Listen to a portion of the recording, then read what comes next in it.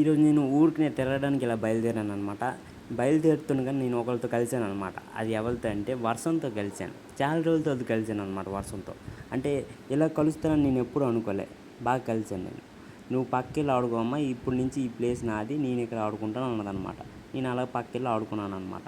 అది మ్యాటర్. అది అలాగ ఆడుతుంది వర్షం. ఒక 25-30 నిమిషాలు అలాగ ఆడిందనమాట బయట. అలా మెల్లిమెల్లిగా కాస్త ఆడిన తర్వాత ఏమో అలిసిపోయిందేమో వర్షం పాపం. లైట్గా ఆగిందనమాట. లైట్గా ఆగింది. అలాగ ఆగుతూ పూర్తిగా ఆగిపోయిందనమాట. పూర్తిగా ఆగలేదు, పడుతూనే ఉంది. ఆగండి, గాబరు పడకుండా ఆగుతుంది. అదే ఆస్తున్నాను అనమాట నేను. వర్షం ఆగుతుంది, ఇప్పుడు ఆగుతుంది. ఫైనల్లీ ఆగిందనమాట వర్షం.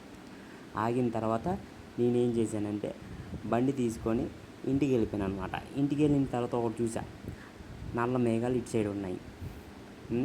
నల్ల మేఘాలు ఇటు సైడ్ ఉన్నాయా, ఇంకా తెల్ల మేఘాలు అటు సైడ్ ఉన్నాయన్నమాట.